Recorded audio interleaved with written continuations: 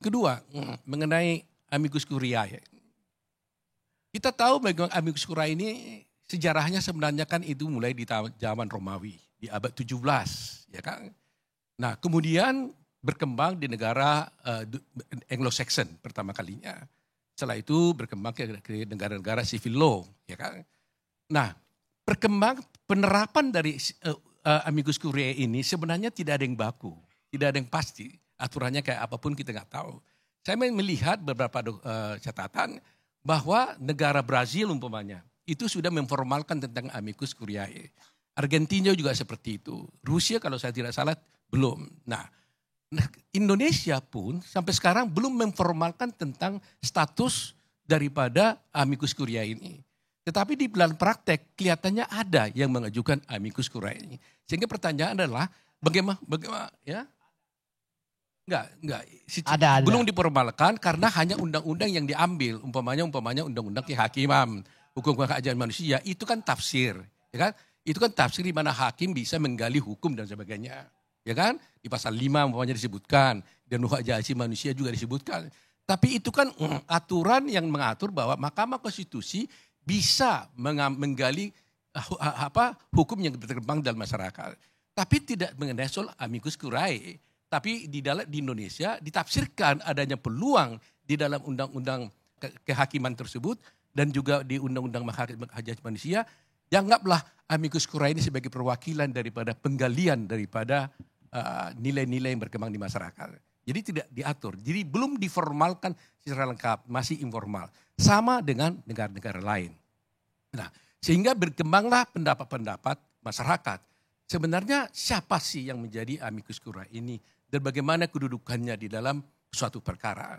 Nah, ada yang berpendapat bahwa sebenarnya amicus curiae ini dalam sejarahnya diambil itu gara-gara bahwa ada suatu perkara yang bersifat publik, kemudian masyarakat itu merasa dia punya kepentingan untuk menjelaskan kepada hakim, untuk membantu hakim. Tidak membantu para pihak yang berperkara, ini harus dilihat dulu.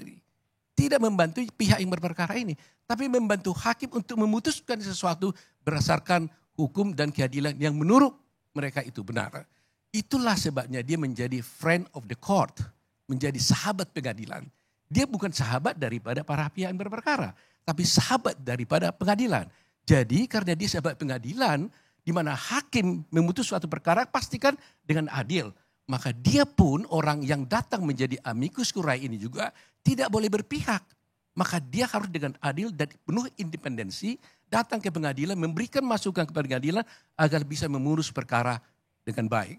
Nah, oleh karena itu saya berpendapat dan juga banyak juga berpendapat dalam literatur yang kita lihat bahwa sebenarnya yang menjadi amicus curiae ini tidak boleh orang yang menjadi pihak di dalam perkara. Jadi kalau dia ada pihak di dalam perkara itu langsung atau tidak langsung, maka tidak tepat. Tetapi tidak ada larangan dia mengajukan sebagai amicus curiae. Umpamanya kalau ada kelompok-kelompok masyarakat mengajukan ke Mahkamah Konstitusi, itu sah-sah saja. Boleh saja, nggak ada yang bisa melarang itu. Nanti yang memutuskan itu adalah Mahkamah Konstitusi. Saya hanya bicara tentang pendapat saya, teorinya bahwa semestinya yang menjadi amicus curiae itu bukanlah pihak yang berperkara dan tidak punya kepentingan langsung terhadap salah satu pihak yang berperkara. Langsung atau tidak langsung tidak. Tapi dia punya kepentingan yang lain yaitu menegakkan hukum dan kebenaran dan dia membantu pengadilan agar memutus perkara ini dengan adil, jangan sampai salah. Inilah menurut saya soal amicus curiae. Jadi kalau ada teman-teman, ada kelompok masyarakat yang mengajukan amicus curiae itu sah-sah saja, silakan saja. Kecuali Bu Mega begitu. Kecuali Bu Mega gitu.